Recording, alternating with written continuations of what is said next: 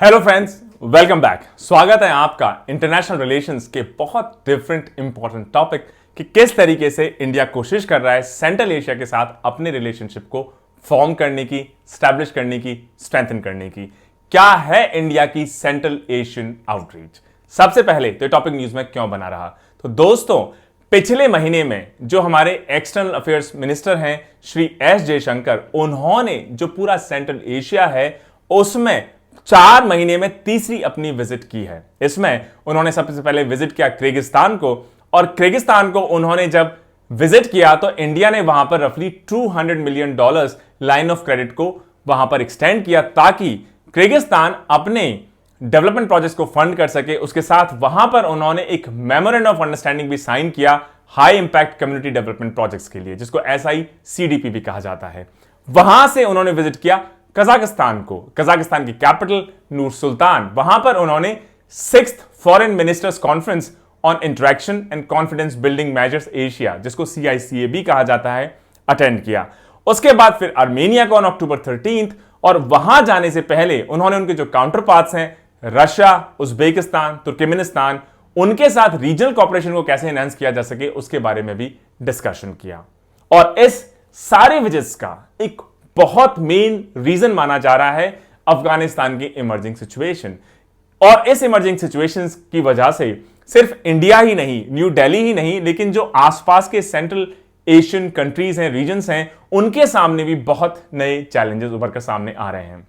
पिछले कुछ महीनों ने जब तालिबान ने बेसिकली टेक ओवर किया अफगानिस्तान का, तो नए सारे कई ड्रामेटिक डेवलपमेंट्स हमको देखने को मिले, जिसकी वजह से नई जियो स्ट्रैटेजिक और जियो इकोनॉमिक कंसर्न्स पूरे central Asia, middle east, India, south east Asia, south Asia सबके लिए इमर्ज होते हुए दिखाई दे रहे हैं। ये जो इवॉल्विंग सिचुएशन है, इसने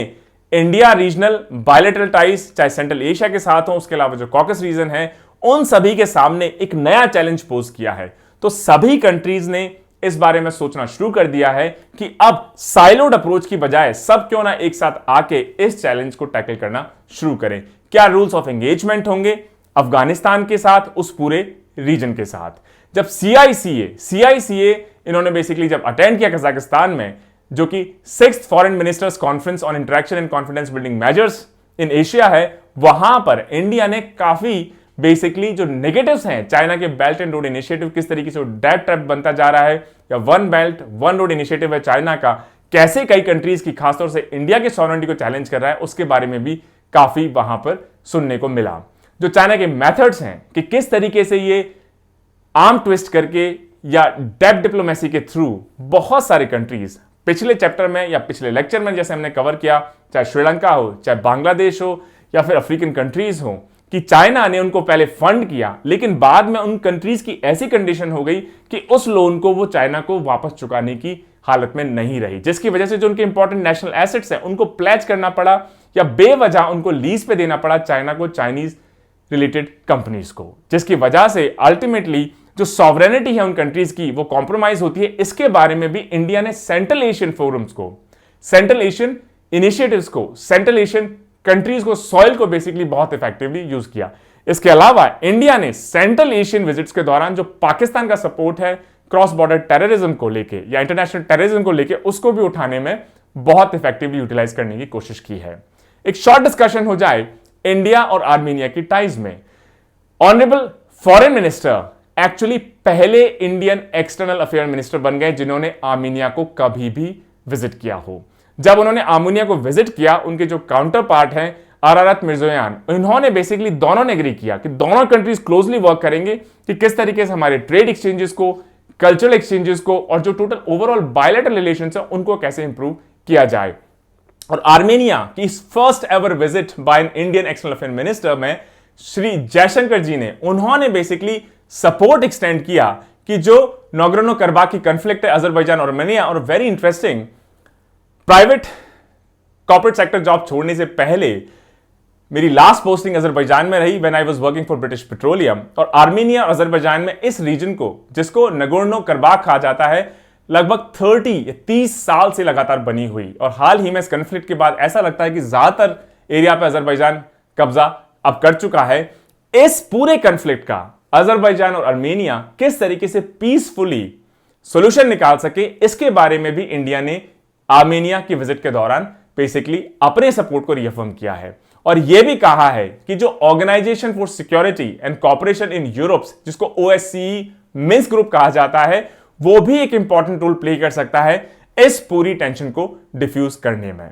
उसके अलावा अगर हम बात कर लें, जब बात हो जाए सेंट्रल एशिया की, तो मुझे लगता है कि जो शंघाई कोऑपरेशन ऑर्गेनाइजेशन है, SCO है, इंडिया के साथ क्या उसका रिलेशनशिप है, क्या रेलेवेंस है, इसके बारे में बात करना बहुत जरूरी हो जाता है।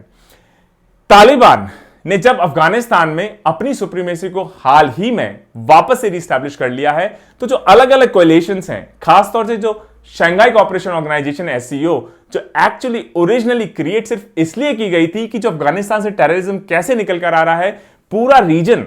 खासतौर से रशिया हो, सेंट्रल एशिया हो, इंडिया हो, चाइना हो, कैसे उसको कंटेन करें, कैसे मैनेज करें, उसके रिस्पॉन्स में जो ऑर्गेनाइजेशन बनाई गई, वो ऐसा लगता है कि पिछले कुछ सालों में, पिछले कुछ डिकेड्स में बहुत ज्यादा इफेक्टिव होती हुई नहीं दिखाई दी। इसके जो ज्यादातर मेंबर कंट्रीज हैं SCO या शंघाई कोऑपरेशन ऑर्गेनाइजेशन के, इन्होंने कलेक्टिव विजडम की बजाय, कलेक्टिव ऑब्जेक्टिव्स की बजाय, कलेक्टिव इंटरेस्ट की बजाय, कॉपरेशन की बजाय अपने जो इंडिविजुअल जियो स्ट्रैटेजिक और सिक्योरिटी इंटरेस्ट है, उनको परस्यू करना ज्यादा जरूरी समझा। और इस वजह से इसके जो मेंबर कंट्रीज है उसमें एक ट्रस्ट डेफिसिट आप कह सकते हैं, प्लस इनका जो इनिशियल एजेंडा था कि अफगानिस्तान से जो टेररिज्म इमिनेट हो रहा है उसको कैसे बैलेंस किया जाए, मैनेज किया जाए, कम किया जाए, मिटिगेट किया जाए, उससे कहीं ड्रिफ्ट होती हुई ये दिखाई देती है। SCO अगर आप ओवरऑल देखें कि कितना इफेक्टिव है अफगानिस्तान क्राइसिस को मैनेज करने में, तो SCO का बहुत ज्यादा रोल दिखाई नहीं देता है। और इस वजह से इंडिया को यह बात बहुत क्लियरली समझ में आ गई कि अब सेंट्रल एशिया के साथ 101 एक एक करके एंगेज करना इंडिया के लिए बहुत जरूरी है। साथ ही साथ जो सेंट्रल एशियन हमारे पार्टनर्स हैं, चाहे वो आर्मेनिया हो, तुर्कमेनिस्तान हो, किर्गिस्तान हो, कजाकिस्तान हो, इनको भी ये बात बहुत क्लियरली समझ में आ गई कि अफगानिस्तान में सिर्फ इंडिया के खिलाफ ही नहीं, लेकिन जो सेंट्रल एशियन टेररिस्ट ग्रुप हैं वो भी हार्बर करते हैं। तो अफगानिस्तान में जो भी कुछ होगा, इंडिया को हो सकता है उसका नेगेटिव इंपैक्ट झेलना पड़े, लेकिन अछूता सेंट्रल एशिया भी नहीं रहेगा। जब सोवियत यूनियन बेसिकली ब्रेकअप हुआ और जो इंडिपेंडेंट रिपब्लिक्स बनी सेंट्रल एशिया में, तो इंडिया ने उनके साथ अपनी स्ट्रैटेजिक टाइज को, क्योंकि बहुत क्रिटिकल रीजन है energy security point of view से, टेररिज्म पॉइंट ऑफ व्यू से, जो पॉलिटिकल पॉइंट ऑफ व्यू से, सेंट्रल एशियन, मिडिल ईस्ट और Asian stability point of view से अपने रिलेशंस को एनहेंस करना शुरू कर दिया। इंडिया ने बहुत सारी फाइनेंशियल एड कई सारी सेंट्रल एशियन कंट्रीज को दी, उसके अलावा अपने डिप्लोमेटिक रिलेशंस को भी वहां लगातार स्टैब्लिश किया। न्यू दिल्ली ने strategic partnership agreement SPA basically sign किया कजाकिस्तान के साथ, तजाकिस्तान के साथ, उज्बेकिस्तान के साथ, ताकि इस स्ट्रेटेजिक पार्टनरशिप अग्रीमेंट के थ्रू इंडिया इन सभी तीनों कंट्रीज से, कजाकिस्तान, तजाकिस्तान, उज्बेकिस्तान के साथ अपने डिफेंस कोऑपरेशन, अपने ट्रेड रिलेशंस को और ज्यादा रोबस्ट कैसे कर सके, डीपन कर सके। उसके बाद 2012 की अगर हम बात देख लें, तो न्यू दिल्ली ने एक बड़ा इंटरेस्टिंग इनिशिएटिव साइन ऑफ किया, जिसका नाम रखा गया कनेक्ट सेंट्रल एशिया पॉलिसी। मतलब इंडिया जैसे लुक ईस्ट पॉलिसी हमारी रही कि साउथ ईस्ट एशिया की तरफ कैसे हम अपने रिलेशंस को इंप्रूव करेंगे, स्टैब्लिश करेंगे। उसके बाद एक्ट ईस्ट पॉलिसी होगी 2015 से, इसी तरीके से कनेक्ट सेंट्रल एशिया पॉलिसी रही 2012। और इसका एम यही रहा कि इंडिया किस तरीके से अपनी political, economic, historical, cultural connections जो सेंट्रल एशिया से हिस्टोरिकल टाइम से बने रहे हैं, उनको और ज्यादा स्ट्रेंथन कैसे कर सके।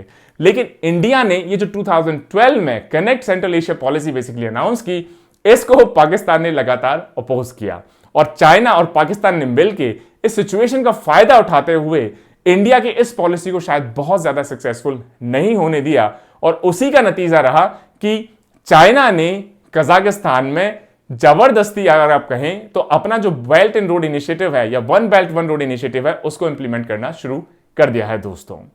जो ग्रोइंग जियो स्ट्रैटेजिक और सिक्योरिटी कंसर्न्स है, खासतौर से जो बेल्ट एंड रोड इनिशिएटिव है चाइना का, या पाकिस्तान इकोनॉमिक कॉरिडोर है CPEC, इसकी वजह से इंडिया को लगता है कि हमारी सॉवरेनिटी, नेशनल इंटीग्रिटी, हमारी नेशनल सिक्योरिटी इसकी वजह से कॉम्प्रोमाइज हो सकती है। जब honourable prime minister Shri Narendra Modi ji ने ऑफिस संभाला, तो 2015 जुलाई से ही लगातार उन्होंने सेंट्रल एशियन नेशंस को विजिट करना शुरू किया। उसके बाद उन्होंने सेंट्रल एशिया को कि यूरेशिया से कैसे एक लिंक की तरह सेंट्रल एशिया को बेसिकली हम यूज कर सकते हैं, कैसे हमारा जोन ऑफ इंटरेस्ट हो सकता है, उस पर भी फोकस करना शुरू किया। इंडिया ने 2015 में ईरान के साइड छाबर पोर्ट को कैसे डेवलप किया जाए। कहां पर छाबर पोर्ट बनेगा? सिस्तान बलूचिस्तान प्रोविंस, जो कि ईरान में है। ये जो छाबर पोर्ट है, ये सेंट्रल एशियन लीडर्स ने भी इस तरीके से देखा कि जो हमारी ओवर डिपेंडेंस है चाइना के ऊपर, अगर इंडिया छाबर पोर्ट ईरान में स्टैब्लिश कर लेता है तो इस पोर्ट को पूरा सेंट्रल एशिया यूटिलाइज कर पाएगा अपने एक्सपोर्ट मार्केट को डाइवर्सिफाई करने में, और इसको सिर्फ पूरे सेंट्रल एशिया को सिर्फ चाइना के ऊपर फुली डिपेंडेंट रहना नहीं पड़ेगा। और छाबर पोर्ट को लेके बहुत सारी आप न्यूज सुन चुके होंगे, इंडिया ने उसमें मेजर कंट्रीब्यूशन भी किया है, लेकिन ऐसा लगता है कि अब आके वहां की प्रोग्रेस थोड़ी सी स्टॉल्ट होती हुई दिखाई दे रही है। सेंट्रल एशियन कंट्रीज अब बहुत कीन है कि किस तरीके से इंडिया के साथ, जो कि एक इमर्जिंग सुपर पावर है, एनर्जी हंग्री है, चाहे एनर्जी सेक्टर हो, पीपल टू पीपल कॉन्टैक्ट हो, गवर्नमेंट टू गवर्नमेंट कॉन्टैक्ट हो, उसके साथ अलग अलग सेक्टर्स में किस तरीके से अपनी स्ट्रेटेजिक टाइज को डाइवर्सिफाई करें। और इस वजह से इसका एक बड़ा मैनिफेस्टेशन अगर आप देखें कि सेंट्रल एशिया के लिए इंडिया क्यों इंपॉर्टेंट होता जा रहा है, तो उन्होंने फाइनली न्यू दिल्ली या इंडिया को, जो इनका